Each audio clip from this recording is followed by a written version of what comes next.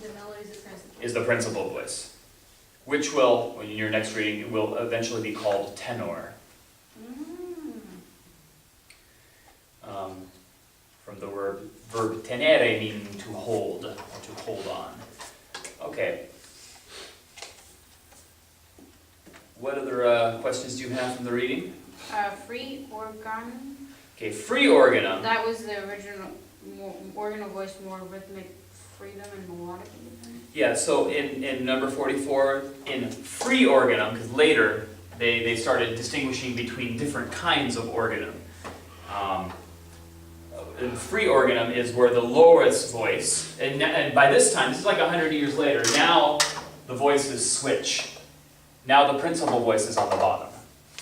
And the organal voice is above. The principal voice still holds the chant melody, but it's on really long notes. Like do, mi, while on the top, the organal voice is going do.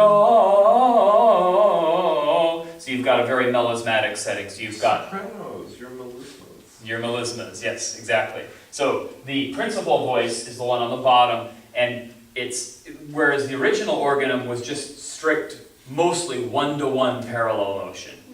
Okay? But in free organum, you've got, the lower voice is just holding long drones, while the organal voice is melismaing all over. So this very early organum was basically first species counterpoint. Yeah, one-to-one. Yeah, that's one way you could think of it. Whereas this would be considered kind of like free counterpoint. Yes. Yeah. So actually, if you want to use that for as a way to connect it to what you're doing in counterpoint, perfect. Yeah. 46, was it organum, or did you say tenor became the term? Yes. So the term came to be used in the 12th century to designate the voice carried. The principal was called the tenor, and for a couple hundred years, the lowest voice in a polyphonic composition is always called the tenor, until you get to the contratenor, which was below, and that becomes bajo, or bass. So then 47. Oh, I thought you had a Oh, question. no. 47. Is that organum, and then the organum, the double organum, and the pure organum? Those were all part of organum. They're just different names that people gave. So by the 12th century, you have two kinds of organum. There's one that's called organum, Right. and that's free organum, and that's basically all that was being done, the one that we talked about with the drone and the other voices. And then there was discantus. Discantus. So it's not, you don't want the specific. Yeah, just organum, because theorists just consider organum to mean that. Is that discount? Yeah, this is where we get the term discant. But discantus was kind of going back to more parallel motion. Oh. Okay, not parallel motion, I'm sorry, but more rhythmic similarity rather than a drone and they were moving together. Oh, okay. They're moving together. And we'll listen to some of this as we go in.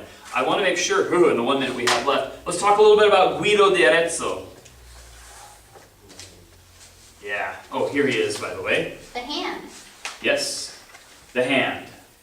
Oh, that way. Yeah. He was a monk who made some innovations, and where on earth is my... Oh, it's- In the question? Yeah, it's like 11. They talk about Guido. What was we don't need? Okay. The Guidonian hand. Yeah. So it was just a device, you have different pitches for different knuckles of the hand. Yeah. And he invented what we now call solfege. Re, mi, sol. Yeah, so let's sing the chant that he originally used to define solfege. Utque ant, and sorry about the, just try to sing it in Latin if you can. All right, the first note, this is an F clef, so the first note is C.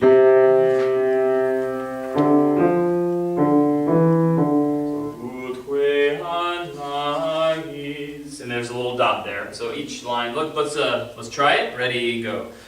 Utque agis resonare fibris mira genitorum famuli tuorum sole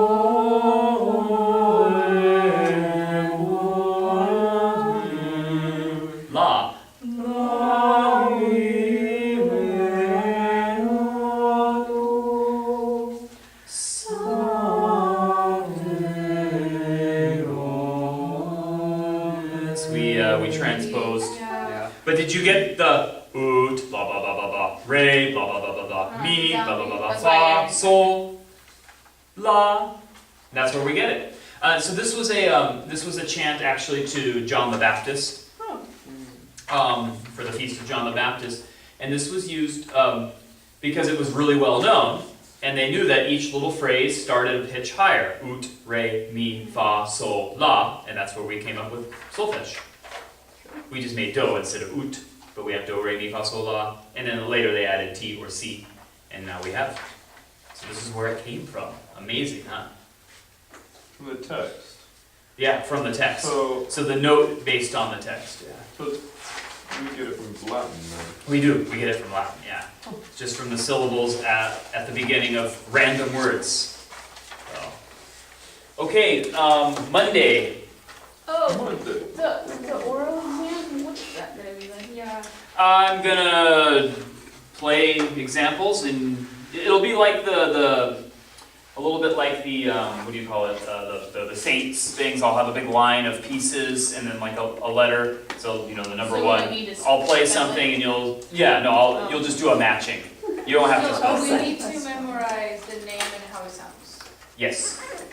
So then when I, so everything up to now, so it's like 22 things up Yeah. until now, okay. I mean, but some of it's gonna be obvious. You know, when you hear the thing from, the enharmonic thing, that will be pretty obvious. Some of, the Greek stuff will be really obvious. Okay, the Latin stuff, you might want to, I mean, I'll make it obvious. I'm not gonna like start at the, at the very end where, but if you hear like, Kyrie, well, you probably know what you're talking about. It'll probably be a Kyrie from the Mass, okay? And you only have one Mass, okay? Yay. So just get to know the pieces, what they sound like, how they relate to each other. Are we taking, not the whole hour, right? No, it will be like a quiz. It'll be like 10-15 minutes. Okay. So it's not. Yeah, I'm not gonna listen to all 22. Oh. There will be like maybe 10 examples out of the Makes 22. Okay. Got it. Yeah. Okay. Your first, this is what, Tuesday? Yeah. Yeah. Yes. Okay. Oh, and you should know, that it will not include, the test will not include, it will only include things that you've written a listening report. So it Oh, won't so include, nothing it won't that- include the stuff you're listening for Monday, which is Oh. like, along with the chapter. Oh, so it's this weekend. Yeah, so the everything we've had from now until then, yes. Just a Okay. listener report. So, yeah, only things that you've, only pieces from listening reports 1 and 2. Okay, So I guess it's just 13. okay. Yeah, so this first one will be pretty, like the first quiz, it'll be pretty muted, pretty low. Okay? Any questions, you can always email me, please, because there doesn't seem to be, we don't seem to be working with the whole Blackboard thing. Just every day go in and check your announcements All right. to make sure. I know it's going to some people, because I know like Anthony responded to it, Oh, I see. and so I know it's going through sometimes, so I don't know what else is going on. Oh yes, and please turn those in. Are you gonna be in your office?